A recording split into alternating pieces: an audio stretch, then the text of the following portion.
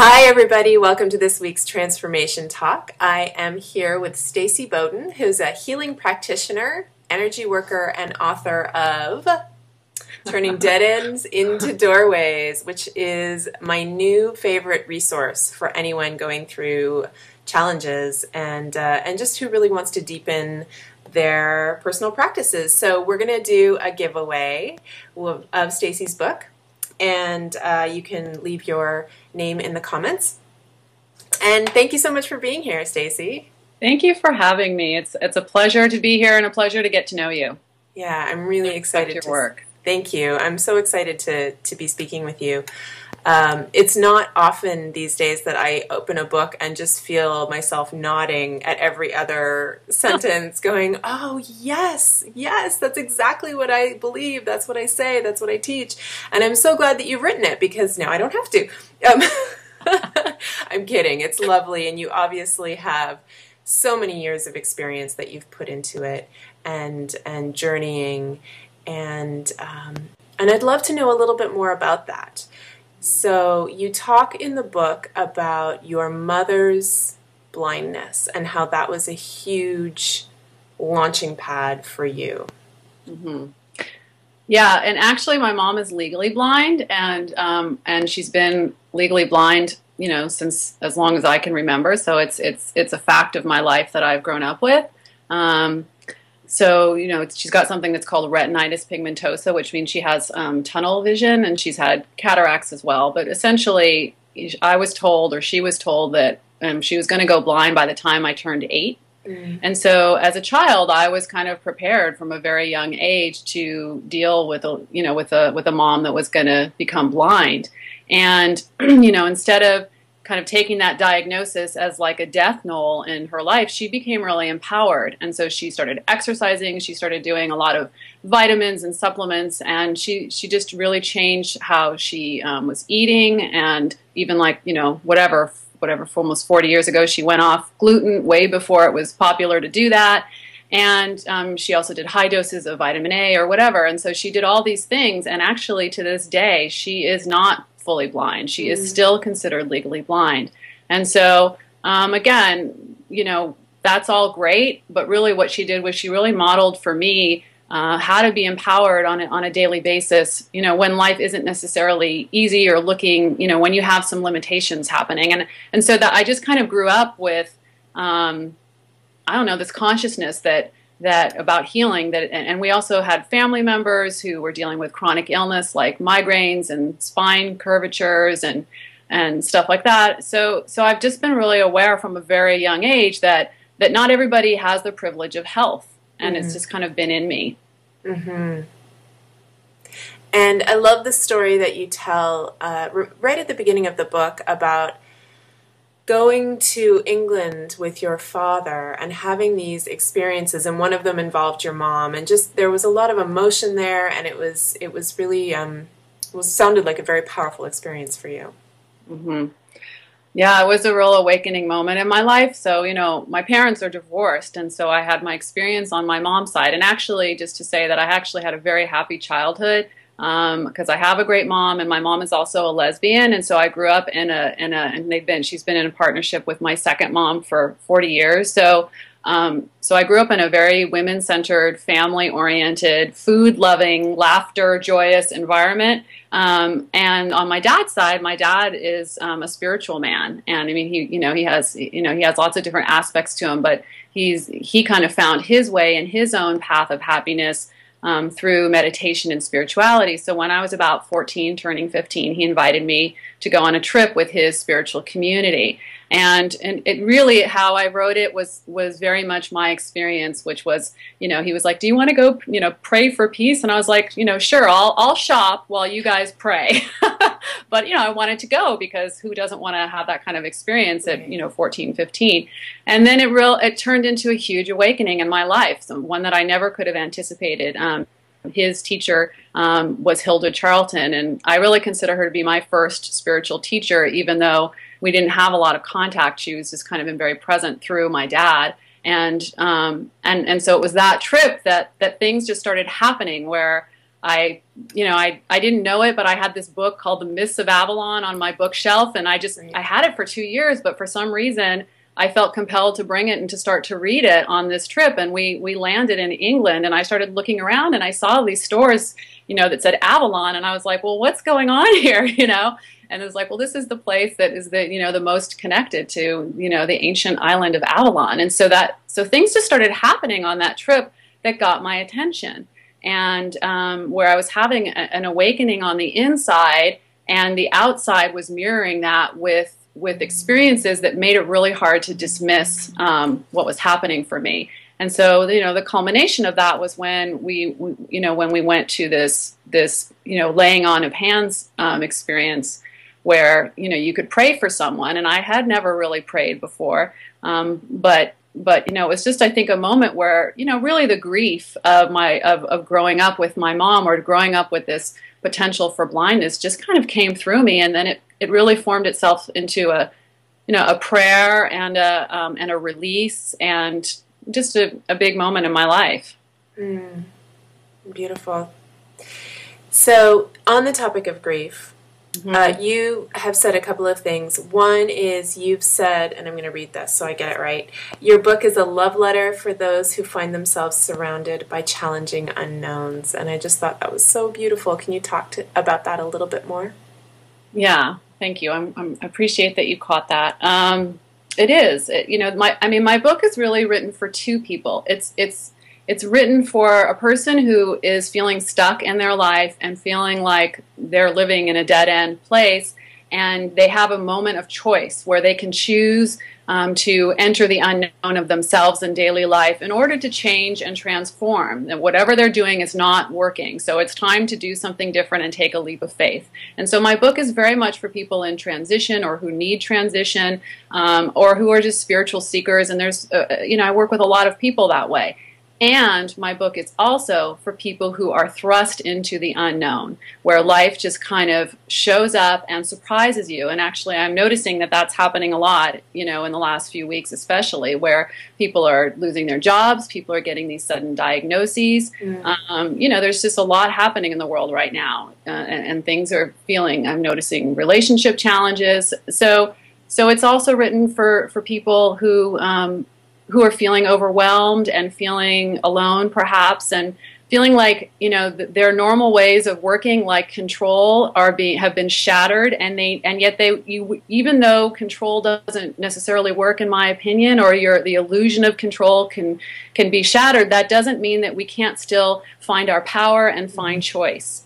And so for me, it's kind of funny. My husband always jokes that really, in some ways, you could say that I'm the ultimate control freak, and I'm definitely a recovering type A personality, because, while I am saying we really can't control, what I am doing with this book is saying, well, how do we navigate the unknown? We may not be able to control it, but how do we navigate it? And to do that, I believe that, forming a partnership or relationship with the unknown through these 8 teachers that I have arrived at through my 15 years of work with people, that I have found that when we grow a relationship with these 8 teachers, they can teach us how to navigate the unknown. And along the way, we find our own healing tools. We grow our own healing tools. That healing may not look like an outcome, but it can, but it definitely shows up along the way. And so, answering back to how is this book a love letter to those, facing the unknown or immersed in the unknown, is that hopefully it's a guide. Hopefully it's just, again, if one paragraph, if one teacher can help someone who's really having a hard time, then frankly, I will be at peace. Yeah, I was struck in particular by the chapter on fear, which is actually the first teacher that you speak about. And grief often manifests as fear, and the way you talk about it is very lovely. And I think when people pick up your book and are in that place of feeling grief and feeling afraid because they are in the unknown, that journey that you take us through will be very helpful. And I love the fact that you invite, it's not just, you're not just reading a book, you're actually inviting people to practice while they're reading and do some self-discovery. So, it's an exciting book. I think, to have out there in the world. Thank you. And again, you know, fear came in first, and there's something for me about, and noticing again in working with my clients, how when people often show up, you know, fear is really at the door of transformation, and often trying to block the door of transformation. And what I've noticed in a lot of self-help communities, or even spiritual communities, is I keep seeing this message out there that somehow we need to kill fear, that somehow it's all about making fear go away. And I guess as a practical woman, you know, I just don't, I feel like fear, it can be normal and healthy. It can also be incredibly debilitating. I work with a lot of people with anxiety. And so I recognize that fear can be really, really tricky, but I just don't think it works to try to kill it. And so my question is, well, if we can't kill it, why don't we start, you know, sit it down and have a conversation with it so we can get to know it, so that perhaps we can learn how to navigate around it. And what I found in working with people is that, you know, there are so many different layers to fear. And, you know, fear comes almost as a cast of characters in our lives. And some of those, you know, are silly, and maybe some of those are old belief systems handed down from our family. Some of those, you know, are almost funny. And some of those can feel really, really scary. And some of those fears actually are intuition. But until we start to get to know them, we can't really begin to sort through, you know, what is what. Yes, absolutely. And it just doesn't work to sweep it under the rug or hold it at bay, because then it just gathers power. It does. And what happens is actually fear turns into control. So if you really start investigating what is control about, what is our desire for control, it's really a desire to keep fear at bay. So you can't really let go of control or learn how to move beyond control if you don't start engaging with your fears. And it's really powerful what can happen when you start engaging with your fear. It actually can become a source of awareness, and awareness is the second teacher in my book. And then it becomes this place of like, oh, my fear is really big around this, so there must be something here for me. That's that place around resistance, you know, and how do we really start to, you know, work with our resistance? And what I found is the bigger our resistance on one side at that doorway, the bigger the healing on the other side once we move through the resistance. Yes, absolutely. I agree with you 100%. Now, you, at the end of the writing of this book, had a personal experience that really took you into that place of fear and growth, and, as you put it, put a fire in your belly to help people who are in active crisis. Can you speak to that a little bit? Yes. So first of all, just to say that, so in order to walk my talk, I actually wrote this book as a journey through the unknown, which meant that I was asking these teachers. And so I think it's important that we just take a moment to say the 8 teachers. Go ahead. Fear, awareness, choice, body, intuition, energy, intention, and surrender. And so I asked each of these 8 teachers to kind of come into my life and show me what to write. And of course, I was also gathering, what was happening, in the last 15 years and my life's experiences and all of that. But I was also looking to daily life and synchronicity to help inform the book. And so essentially, as I moved into surrender, and surrender we say is like the big mama of them all, my daughter, my 15-year-old daughter, was diagnosed with a very rare form of cancer, dysgerminoma. And it really was a lightning bolt, obviously, through my heart and through our lives. And I was at the end of book writing, so I had gathered quite a bit of relationship. I mean, I was in relationship with these teachers before I wrote the book, but there's something that happens when you put words, down, down that, and when you need to find a clarity to communicate that there's another level of relationship that emerges from that creative process. And so these teachers were really, really with me. And I am just so grateful because they held me. They held me through, through navigating cancer with my daughter. And, she went through, she pulled out of school. She went through many months of treatment. It was a huge experience in our lives. And I'm thankful to say that 20 months, she's now been in remission for 20 months. And, we're moving at a different stage of our healing.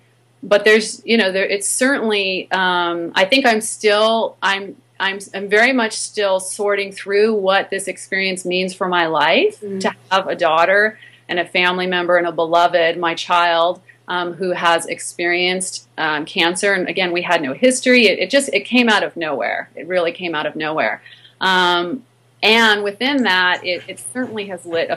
Frankly, I have a call to serve people. That's why I'm here. That's my life's purpose. And I've had that my entire life.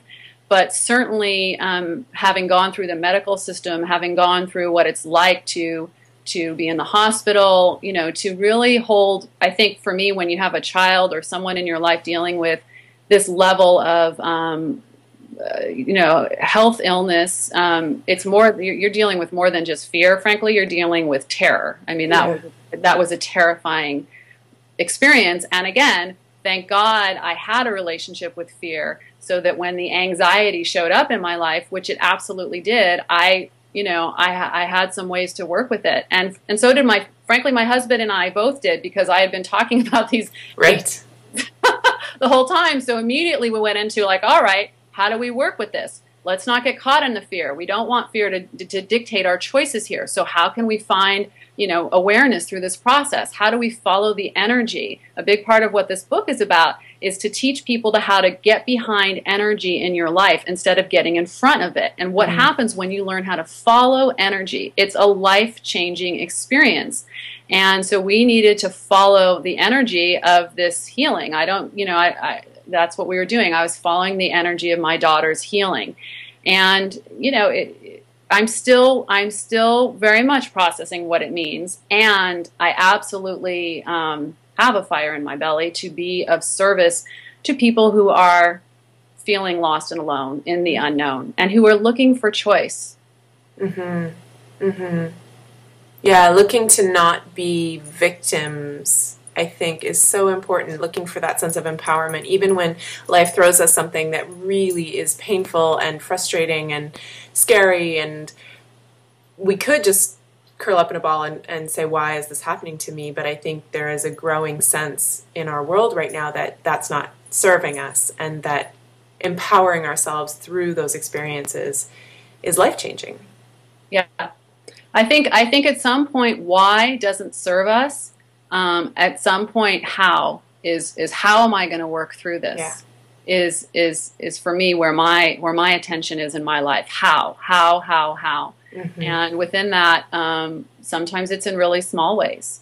Sometimes I really believe, and I know people who deal with headaches all the time, and it limits even if you've got environmental illness, let's say, you can't necessarily even go out to certain public places because you can just smelling somebody's fragrance can give you a migraine. Mm-hmm. And so the choices your life becomes limited in a certain way, but as sometimes miracles happen as a shift from inside. Mm-hmm. And so how do we when we are dealing with something that feels terrifying or heavy or scary or unknown, how do we still find meaning in it? And frankly, how do we still find joy too? Absolutely. And I found that when we do let go and really surrender and allow for something bigger to come through us, that a lot of magic enters our lives. Again, not in ways that we maybe foresaw or even imagined, but in very powerful and meaningful ways. Mm-hmm. Mm-hmm. Absolutely. Mm-hmm. Thank you for sharing about that experience, and I'm so glad that your daughter's in remission. Thank you. Just being a mom, it just gives me chills every time I hear stories like that. So, yeah, thank you. And again, you never want to get ahead of anything. So yeah. we are 20 months out, and we're grateful for every day, and we're grateful for every quote normal moment. What a privilege normal life is, and you just never know in life, and so it really has taught me to just be here now and appreciate now, and to savor every beautiful moment. Mm-hmm. Not hold it too tightly, but savor it. Yes. Yeah. Beautiful distinction there. Yeah. Okay, I have 3 questions that I ask at the end of all these interviews, and I'd love to ask you too. Okay. The first is, if you could wave your magic wand and change anything about the world, what would you change? Oh, that's a hard one. Well, I guess in some ways I change the, I hold a lot of different kinds of circles in my life, a lot of different kinds of groups, and also individual work. So I'm a container woman. I pay attention to the container, what's happening, the container of things often impacts life. And so I would change, if I could, in a lot of ways, the priorities, the container of certainly this country and this world, about where are we, what energy are we getting behind in our world? Mm. And, you know, it seems like we're getting behind greed and, you know, power over relationships and things that don't necessarily serve us. So I'd like to change the container of the world to be based more on relationship, you know, relationship with all sentient beings, and relationship with oneself, and frankly, you know, the healthcare system, and how money, you know, how does needing money, in fact, we need money, end up, I'm not against money, but how do we work with it in a different way so that we can put it behind our children, put it behind our elders, put it behind our educational system, like that. So I'd like to change, you know, and maybe if we're all awakened beings, I mean, for me, my work is about working with individuals and groups and consciousness. So if we all, I guess my intention is that if we all become more conscious and wake up, then we will start to make those choices and change our container. So I don't know if that's, I mean, ultimately we are our own magic wand. So. Yes, absolutely. Okay, so what brings you the most joy in your life right now? Well, okay, family, absolutely. You know, healthy family, beautiful, you know, thriving children and a husband and our dog, and for sure. Personally, I love to dance. Dance is my spiritual practice, and I also love to sing. And so, but you know, singing for myself, and so those are and beloveds, love, friends. I have a lot of things that that bring you joy. I love to write too, you know, and I love my work. I love getting to be of service to people.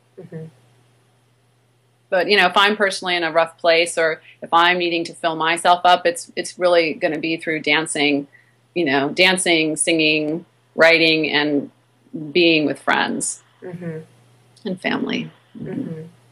Yeah, a container of joy. Yeah. And then what is one kind of fun fact about you that you'd like to share with us today? God, a fun fact. Well, I always look to my husband for more of the fun, because he's a skeptic, and so I live with a skeptic, and it really keeps me on my toes. I don't know. Maybe a fun fact that people don't know about me is that I have a, what is it? I think a 30-year relationship with a soap opera. Nobody would know that about me, so here we are going public. But I've been watching General Hospital since I was 14 years old, and I still watch it. So I love that. You know, so that's a, you know, and so it's never for me about getting so caught up in, you know, growing meaning that we don't enjoy life here on this planet. And I love my soap. That is so perfect. Thank you for sharing that, because I think we can get so serious about awakening and consciousness and being these awakened beings and transforming experience, and I love it. Thank you. Yeah. So I will have your bio right here underneath the video, but if people want to find you, they can find you at dancing-tree.com. That is your consulting company, Dancing Tree Consulting. And I know there's lots in store for you and for getting this book out into the world. So thank you so much for being here and sharing part of your journey with us. And I look forward to watching what happens. Thank you. Thank you so much for having me. And it's really been a pleasure to get to speak with you today. So thank you. You're welcome.